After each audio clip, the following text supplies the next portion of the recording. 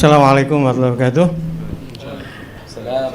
Bismillah, alhamdulillah, salatu wassalamu ala rasulillah sayyidina Muhammad ibn Abdillah wa ala alihi wa sahbihi wa man tabi'ahu wa wala wa la hawla wa la quwata illa billah. Allahumma inna nas'aluka al-futuh wal munah wa rusuh taubatan nasuh wa salahal jasadi wa ruh. Alhamdulillah saya dapat yang akhir tapi tidak oke. Hanya rangkuman saja karena memang dagingnya udah antum ambil semua. Karena cuma dapat tulang-tulangnya aja ini ya. Jadi yang ngerangkum aja lah. Oke, kita dapat atau kita akan sampaikan tentang originalitas pemikiran pembatal nasab gitu ya. Tapi ada juga permintaan kalau bisa sebelumnya dibahas juga dari sisi metodologi. Kebetulan saya di metodologi penelitian. S3 saya di metodologi penelitian. Sedikit katanya, ini benar nggak ini tesis, ini benar nggak ini penelitian ilmiah gitu ya. Karena ini 2 tahun gitu kan, nggak ada yang bahas itu, tidak ada yang memutuskan ini benar-benar penelitian atau tidak, walaupun secara diskusi warung kopi itu banyak yang mengatakan, sampai dosen bilang, wah ini penelitian bagus, ini penelitian hebat, nanti kita lihat aja gitu kan. Walaupun ada juga yang bilang, ini mau bukan penelitian, gitu kan. Ada juga yang bilang begitu. Siapa itu? Ya saya, gitu kan. Oke, yang pertama ini kita bagi 3 bagian gitu ya. Yang pertama, ini penelitian ilmiah atau bukan? Karena ini tulisannya ada di sini, disebutkan sebuah penelitian ilmiah. Ini kan bedah tulisan ya, bedah pemikiran. Ini kitabnya aja langsung gitu. Jadi menakar kesahihan Habib, sini penelitian ilmiah ini benar nggak penelitian ilmiah? Gitu. Oke, nanti kita tinggal lihat. Coba lihat, apa itu penelitian ilmiah?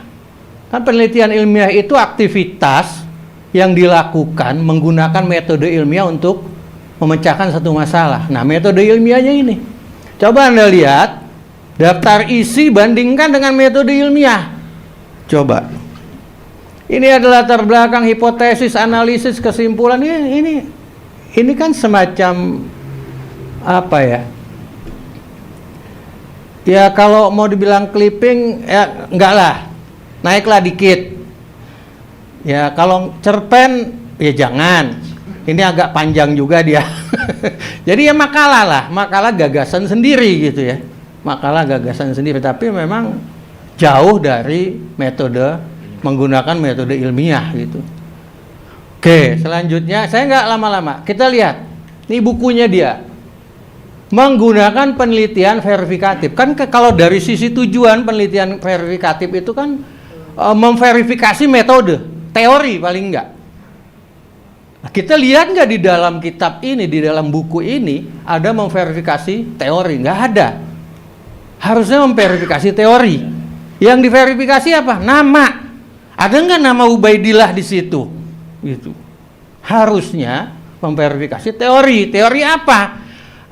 Saya membatalkan nasab menggunakan teori kitab sejaman. Itu yang harus itu kan? Tapi nggak ada itu, nama-nama doang. Teorinya nggak masuk di situ. Gitu. Oke, selanjutnya dia bilang menggunakan metode ya kajian pustaka. Berarti kan ya tidak empiris lah ya, tidak ke lapangan gitu ya. Beda banget sama Gus Rumel gitu kan. Beda, ini kelilingan. Kalau itu kelilingan rumah mungkin ya.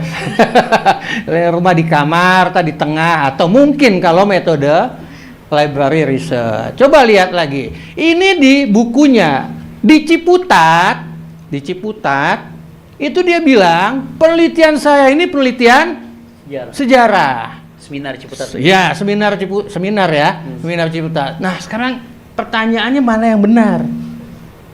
Karena ini pertanyaan in absentia. Ya, gak ada orangnya. Jadi tolong Pak Imad, ini mana yang benar? Oh gitu. Ini mana yang benar Pak Imad?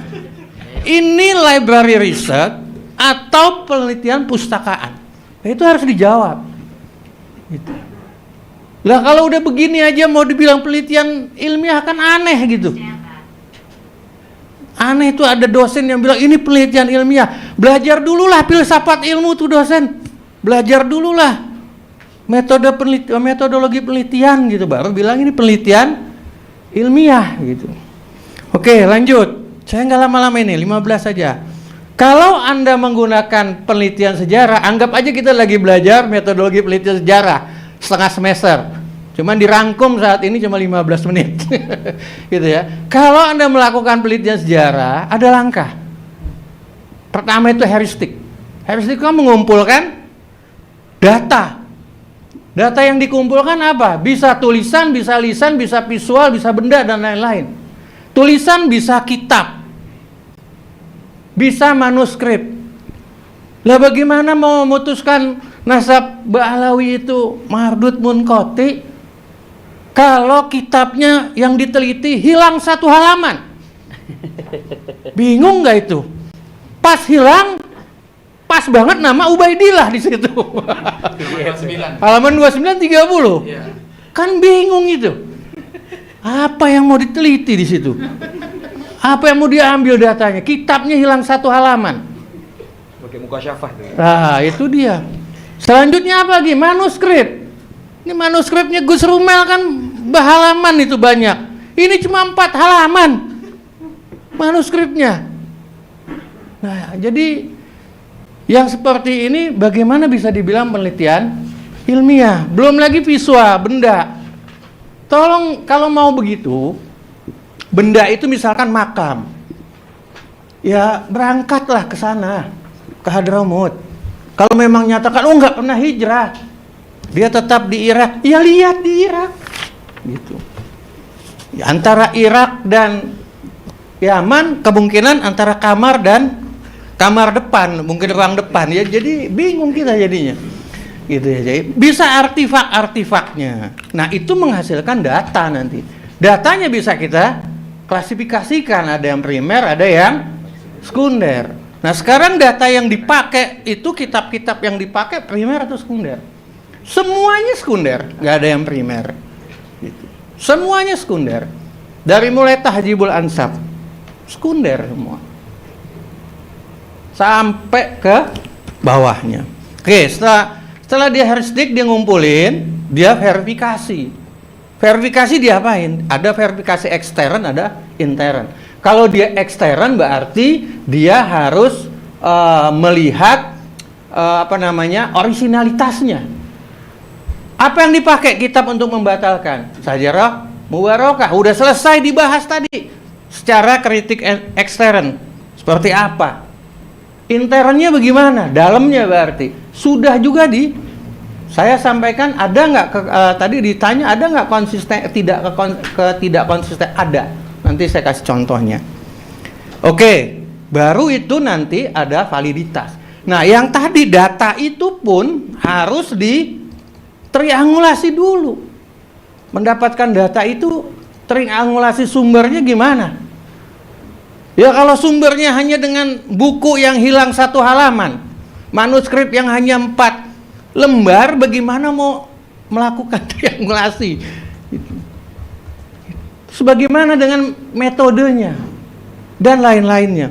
Oke, validitasnya mau menggunakan apa? Kan gitu. Setelah itu baru interpretasi, dianalisis, disintesis. Oke, historiografi baru. Nanti ada dibuat, bisa naratif, bisa eksplanatif. Naratifnya ini bisa kronologis, eksplanatifnya agak lebih luas. Nah, hasilnya diuji di lembaga ilmiah. Kalau mau kuat. Nah, ilmiah atau lembaga akademis yang memiliki pakar. Kalau Habib Hanif bilang tuh ya harus ada dong pakarnya kalau mau dibahas di lembaga ilmiah. Contohnya, kalau masalah nasab ya harus ada pakar nasab. Ada yang bilang, nasab kan udah fosil peradaban. Nah, ini ngacoknya.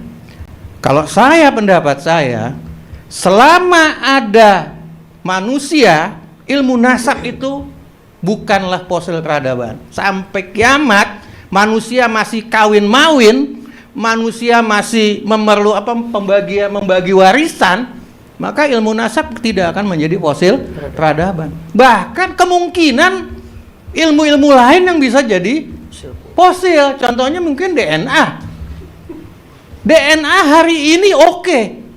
Lah besok ada yang lebih canggih lagi dari DNA. Maka DNA menjadi fosil karena ada yang baru. Tapi kalau ilmu nasab kan enggak.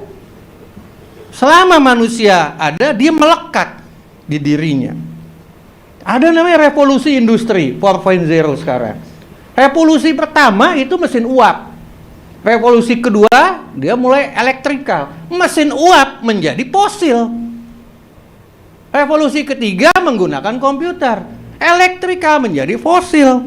Sekarang digital, maka komputer menjadi fosil. Nah, itu pendapat saya. Terus bagaimana dengan Wali Songo?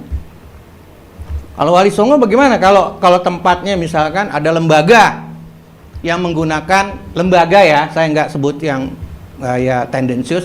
Misalkan ada satu lembaga yang menggunakan nama Wali Songo.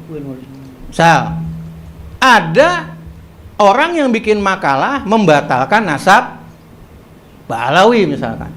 Karena selama ini dikatakan Wali Songo itu sahihnya ke Ba'alawi. Dibatalkan Ba'alawinya.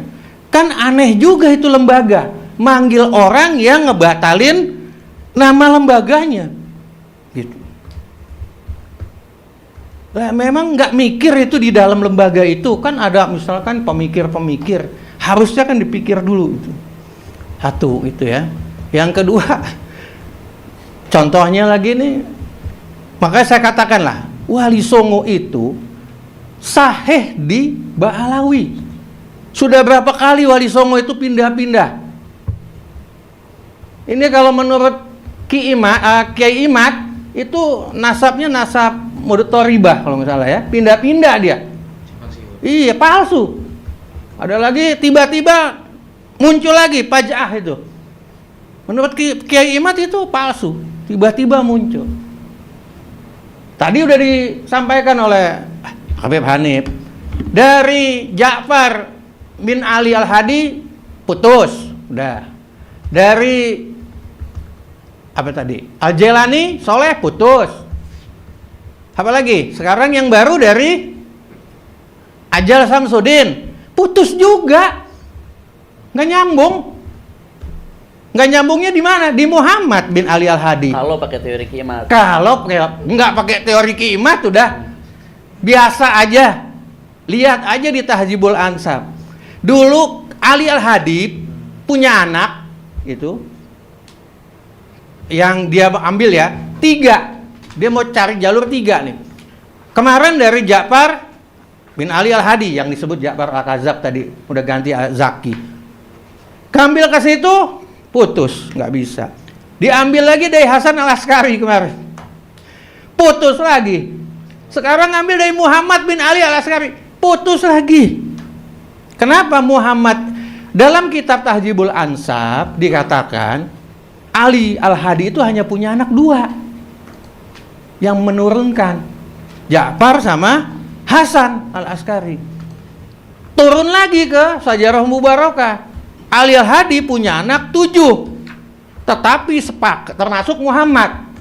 Tapi sepakat, ittifaq, yang menurunkan hanya 2, Ja'far dan Hasan. Selesailah gitu Wali Songo.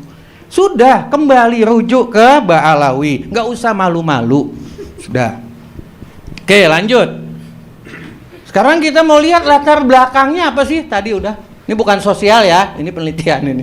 Latar belakangnya apa meneliti itu? Akhlak, mana ada? Nggak nyambung latar belakang nasab tuh dengan akhlak. Udah dibahas tadi.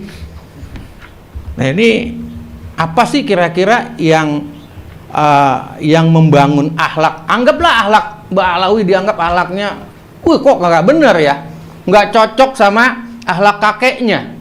Maka diragukan dia bukan Ba'alawi. Enggak ya, menurut Ibnu Qayyim yang membangun akhlak jelek tuh kebodohan, zulm, sahwa sama ghadab. Udah, nggak ada nasab. Mau cari yang lain boleh itu. Jadi nggak ada ceritanya nasab itu linear dengan akhlak. Nah, coba lihat, bila nasab berkaitan dengan akhlak. Lihat peristiwa Nabi Adam sama Qabil, bukan hubungan Nabi Adam sama Qabil. Qabil itu kan yang bunuh Habil. Akhlaknya Habil kalau berhubungan nasab dengan ayahnya, wah, Nabi Adam gimana jadinya? Nabi Nuh sama Kan'an.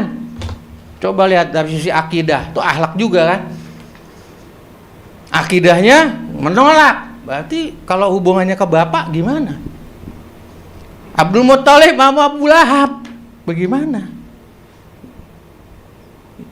Jadi itu kalau dari sisi latar belakang sudah nggak bisa penelitian itu dibilang ilmiah karena memang latar belakangnya nggak bisa. Jadi kesimpulannya tulisan saudara Imaduddin bukanlah sebuah penelitian ilmiah atau karya tulis ilmiah. Sudah, itu makalah pribadi saja, tulisan pribadi saja. Nah, jadi dari sekarang udah disampaikan nih, kalau ada dosen-dosen yang bilang wah itu penelitian ilmiah, ya udah sekali lagi saya bilang ya belajar lagi lah filsafat ilmu atau metodologi penelitian. Oke, selanjutnya bolehkah berbangga dengan nasab? Ini intermezzo saja. Gus Baha membanggakan nasab itu penting. Coba, itu Gus Baha itu bilang. Kenapa penting? Sebagai halangan. Bukan halangan, apa namanya? Kalau ada misalkan Gus Wafi, ayahnya wali besar, Gus Wafinya nggak sholat, kan nggak enak gitu, ya kan? Jadi nasab bangga sama nasab, bapak, ayah saya itu wali besar, tapi dia nggak sholat. Nah itu yang maksud saya, bangga boleh, tapi nasab itu, kebanggaan itu menjadi positif, pengawal dia untuk tidak sholat. Itu juga. Satu lagi, bolehkah berbangga dengan nasab? Ini Dr. Said Agil, Dr. Said Agil mengatakan bahwa boleh membanggakan nasab tapi dilarang menyombongkannya. Jadi memang yang tidak boleh sombong. Ya kan? Kalau Kiai Said bilang bahwa Rasulullah pernah bangga menjadi cucu Abdul Muthalib. Ini hadisnya nih. Ana Muhammad bin Abdullah bla bla bla bla bla. Tapi tetap saja kita tidak boleh sombong dan tidak boleh membanggakan. Ini intermezzo saja. Ini ada hadis Nabi. Ana atqa waladi Adam wa akramuhum ala Allah taala wala fahar. Itu nggak boleh. Itu ya. Oke, itu sekedar intermezzo. Bagian kedua baru kita masuk. Itu bagian metodologi penelitian. Sekarang kita masuk metode penetapan nasabnya. Ini rangkuman saja. Saya nggak mau lari ke sana kemari, pingin lihat kitabnya aja. Kita bedah kitabnya.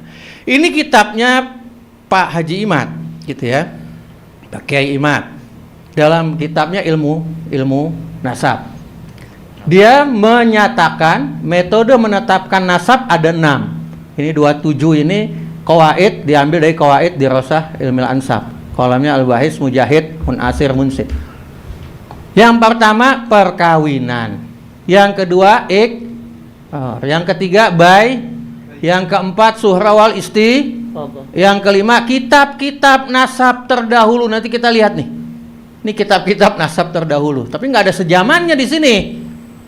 Yang keenam rekomendasi ahli nasab. Kita lihat nih bener nggak? Nah, aslinya nanti kita lihat. Dari mana dia ambil? Dia baru tulis di sini di halaman berikutnya bahwa nasab itu, keturunan itu harus tidak bertentangan dengan kitab-kitab nasab sejaman. Baru ditulis di sini atau yang berdekatan. Demikian sebagaimana pendapat Pusat Studi Nasab. Cari di sini. Kalau ada kata-kata kitab sejaman, silakan. Ada nggak? Dasar dia kan menggunakan ini. Pusat Studi Nasab. Ada nggak di sini kitab sejaman? Nggak ada. Dapat dari mana dia nih? Tiba ujuk-ujuk nongol nasab sejaman. Wahai Kiai Imad, di manakah kata-kata kalimat kitab sejaman? Gitu ya. Oke, lanjut. Ini yang asli dari qawaid tadi. Yang pertama, yang ini nih ya. Yang ini aslinya ini bahasa Arabnya. Yang pertama firos, oke. Yang kedua ikror, ketiga syahadah, keempat suhro, kelima yang tadi yurahatun ahadin nasabin, ya kan? Ya, berarti ini saya nggak tahu kalau Pak Imad kan bilang di sini kitab-kitab terdahulu. Ada nggak di sini kata-kata terdahulu? Nggak ada. Ya kan? Selanjutnya di sini apa? Al-Bayyinah At-Tarihiyah. Dia bilang rekomendasi ahli nasab, kan itu menyimpang itu. Nah, ini udah. Ya, itu apa namanya? Wah, antum yang bilang ya. Oke. Lihat lagi. Melihat tulisan tangan. Nah, ini terjemah dari inilah ya. Dari yurahatu ahadin nasabin. Terjemahnya melihat tulisan tangan salah satu ahli nasab yang diakui bla bla bla. Di mana kalimat kitab sezamannya? Nggak ada. Oke, lanjut aja. Ini udah tadi. Lihat lagi yang antik nih. Demikian pula yang ditegaskan oleh An-Nasabah Ahmad bin Sulaiman Abu Bakar At-Turbani. Bla bla bla bla bla bla. Nah, ini hasil. Jika contoh, walaupun kemasyhuran itu ini berarti suhrul istifado ya. Walaupun kemasyhuran itu dari kabilah itu sendiri atau antar mereka, maka tidak berfaedah dalam isbat tetap nasabnya.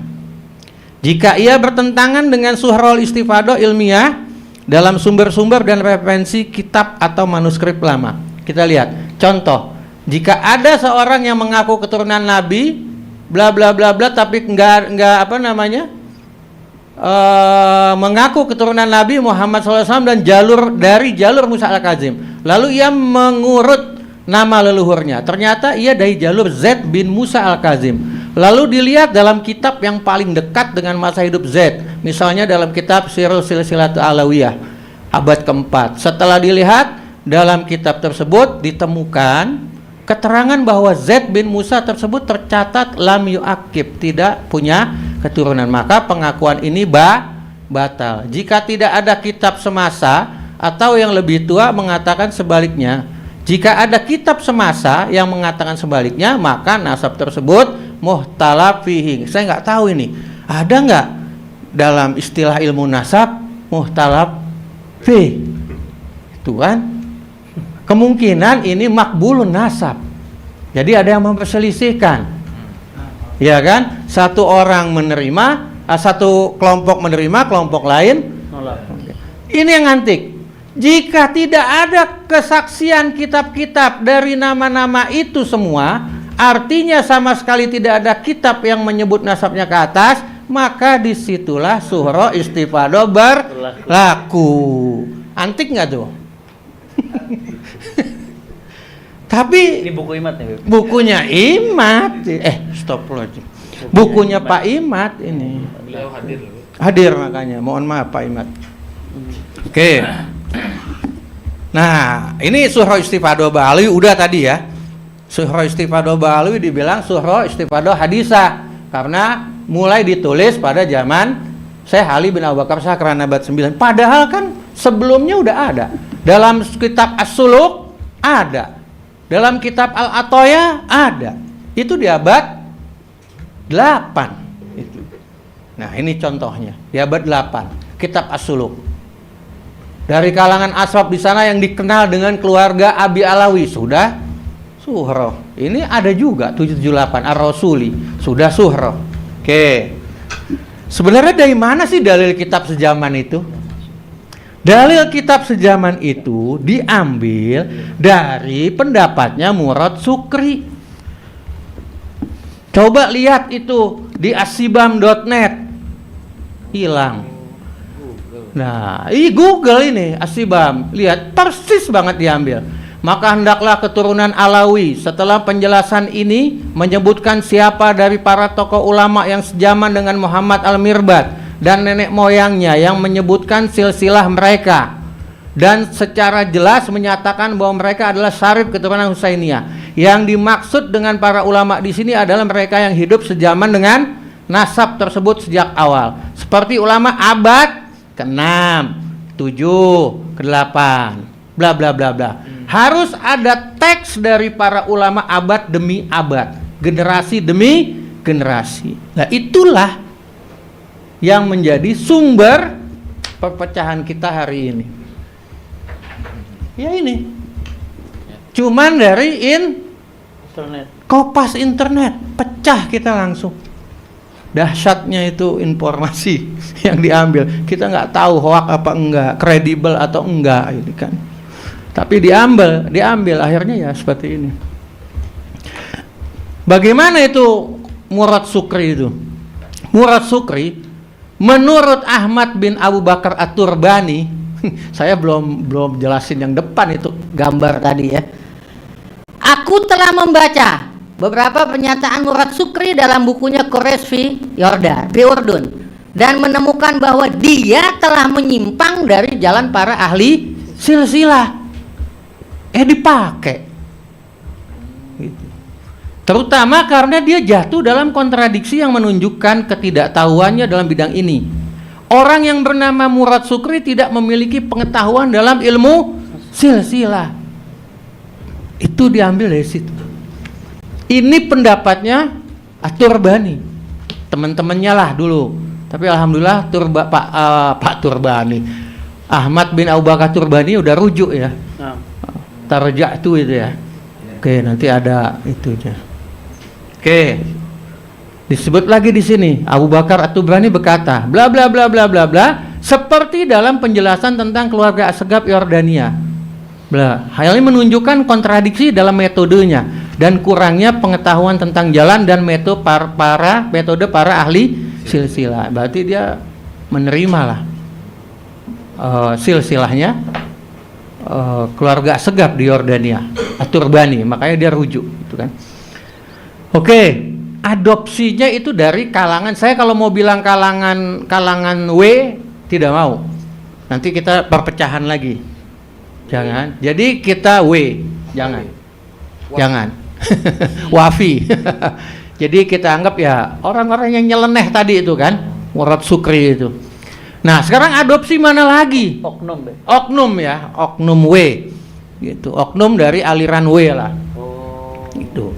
Nah, sekarang selain aliran W tadi, oknum aliran W tadi, dari mana lagi adopsi pemikirannya? Diambil dari Yahudi punya, si Ignaz Goldziher nih. Ignaz Goldziher bilang bahwa kekacauan dan inkonsistensi teks Al-Quran, perbedaan pola bacaan tidak ditemukan dalam kitab-kitab terdahulu yang ia teliti. Sehingga dengan hasil analisanya, dia skeptis terhadap orisinalitas Al-Quran.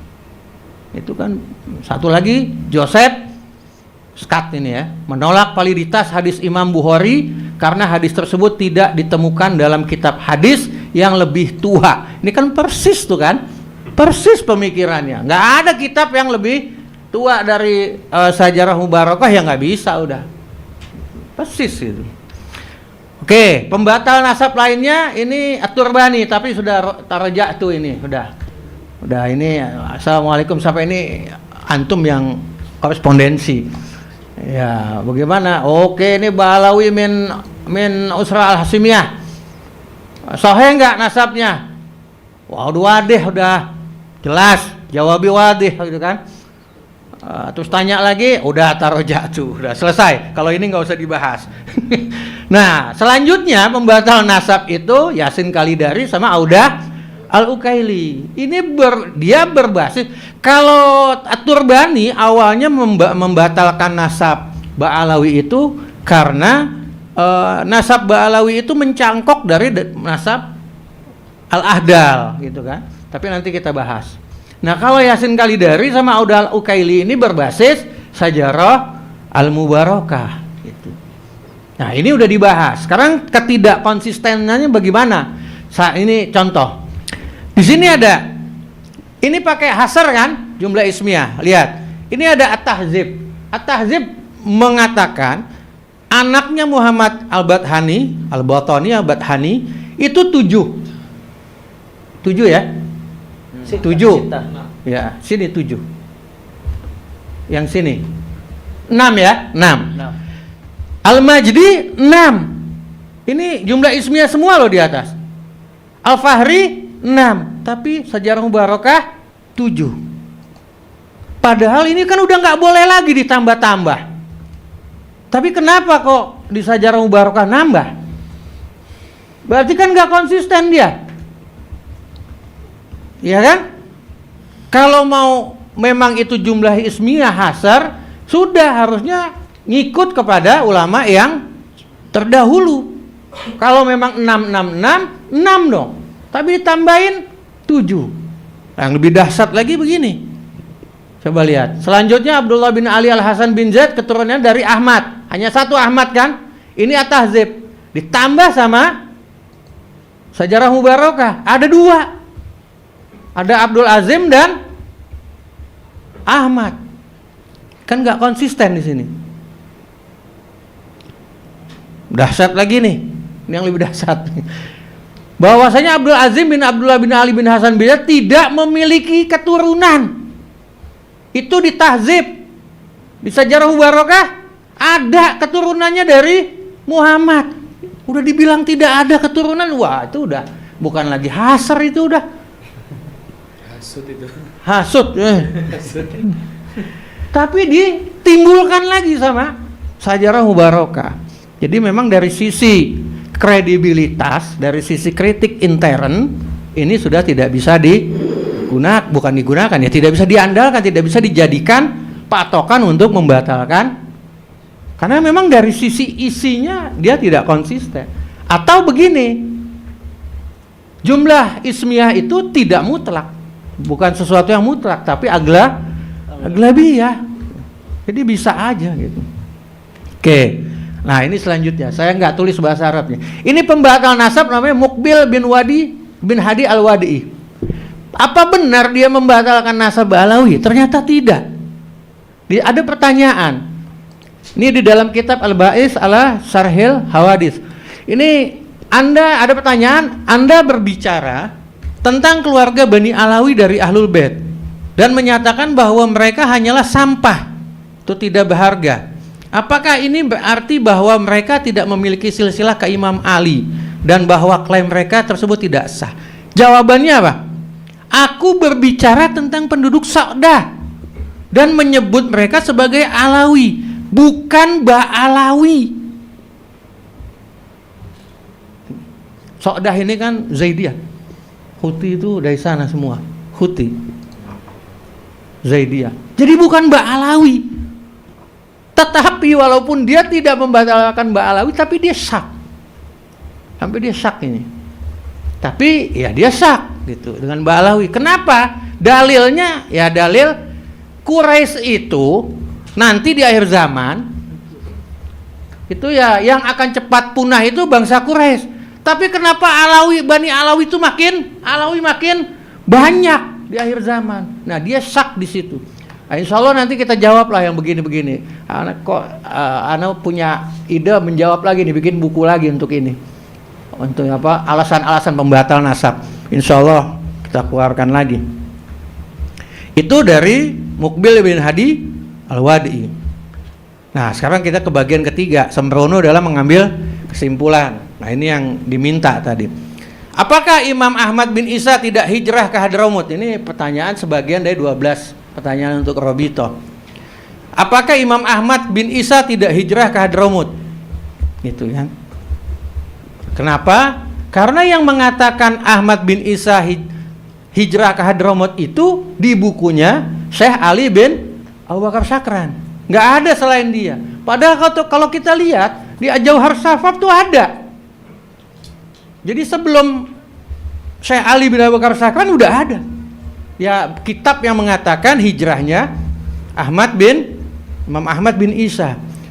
Terus ya berkelit lah gitu kan, atau berdalil enggak, Imam Ahmad itu tidak hijrah ke Hadramut, dia ada di Madinah. Kenapa? Karena dia ketemu dengan Imam Ali Al-Hadi bin Muhammad Al-Jawad di Madinah, di Suraya itu. Jadi nggak mungkin dia ke Hadramut. Nah, ketika kita cek ini siapa ini Ahmad bin Isa Al-Alawi walad Ja'far, Ali bin Ja'far ini. Nah, ternyata kan banyak banyak nama itu sudah dirinci. Saat itu di awal saya mengatakan ini Ahmad bin Isa bin Zaid. Kenapa? Karena yang ke Madinah hanya dia. Ahmad bin Isa yang lain itu tidak pernah ke Madinah. Gitu. Ada di Kufa.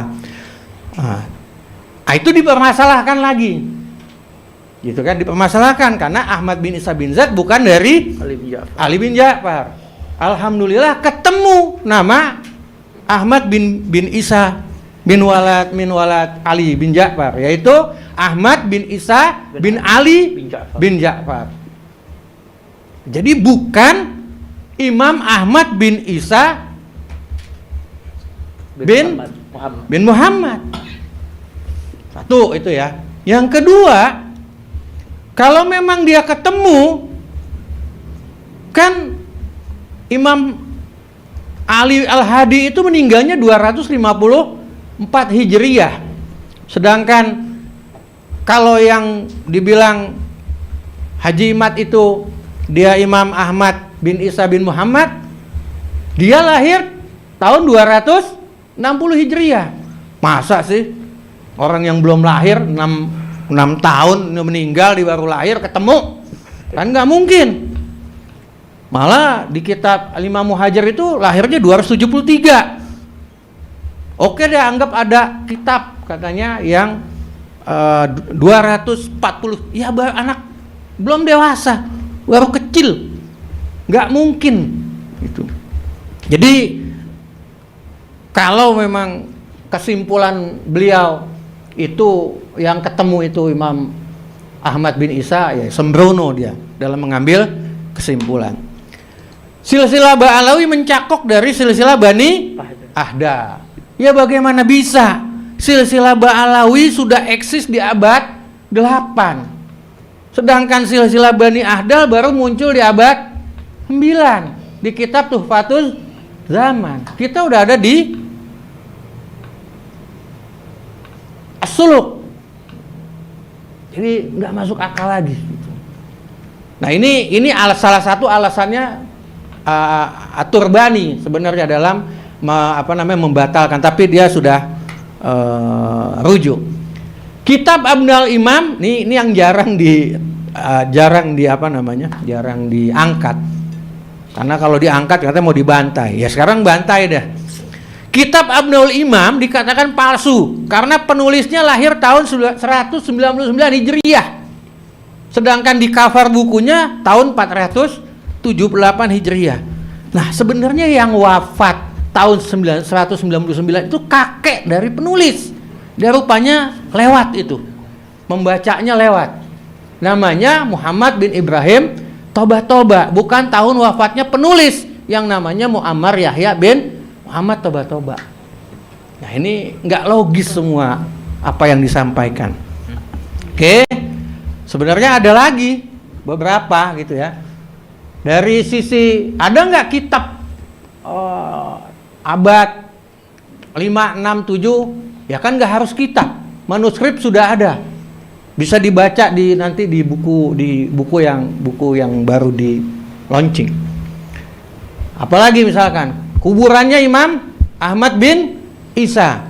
Nggak ada kuburan Imam Ahmad bin Isa di Hadramaut. Itu kalau menurut Al-Jauhar Sapap itu kan, kalau mereka bilang itu cuman cahaya datang, itu apa sih? Ya kira-kira lah ada di situ. Gitu. Lah kalau kira-kira, apakah nanti dibilang fiktif Imam Ahmad bin Isanya? Kita bandingkan saja dengan Jamaluddin Husain, kakeknya Wali Songo. Ada di mana kuburannya? Yang pasti. Di mana kira-kira? Ada yang bilang di Tusura, Wajo. Ada yang bilang di Mojokerto. Yang baru pendapat ada di Yunan.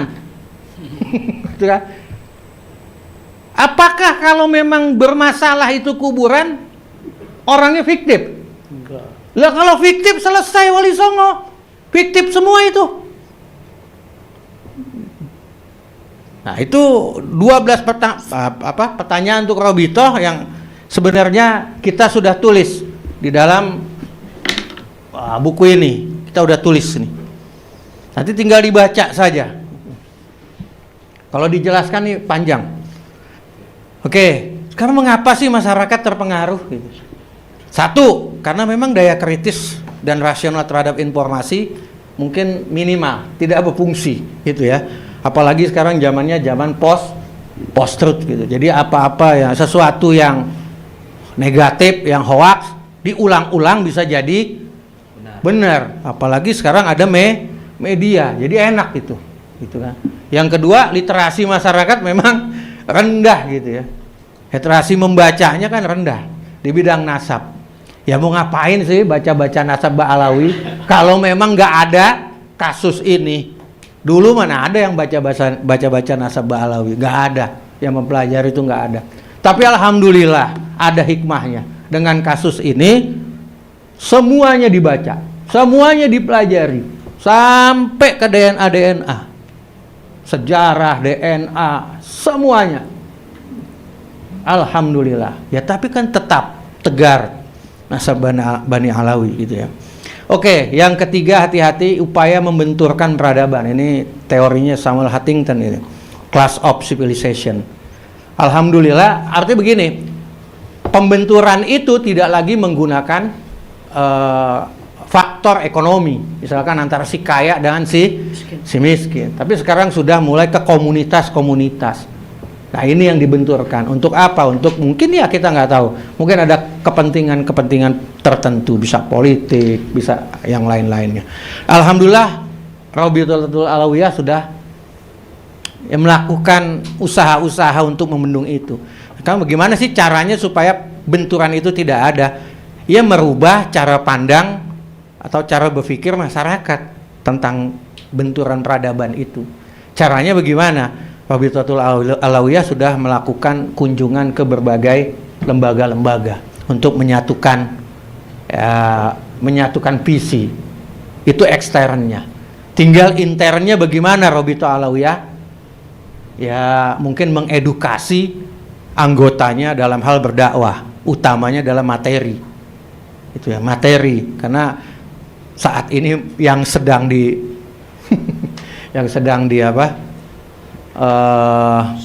sorot itu dari sisi materi. Habib Hanif juga sudah sampaikan itu. Kalau memang mau menyampaikan materi A, itu ada tempatnya, nggak bisa diumbar ke semua. Saya pikir itu. Jadi kalau mau tadi membaca atau ya membaca jawaban 12 pertanyaan untuk RA, silakan baca buku yang ada ini. Bisa ada 2 buku, yang terakhir ada 3 buku. Saya pikir itu. Terima kasih. Syukran. Assalamualaikum warahmatullahi wabarakatuh.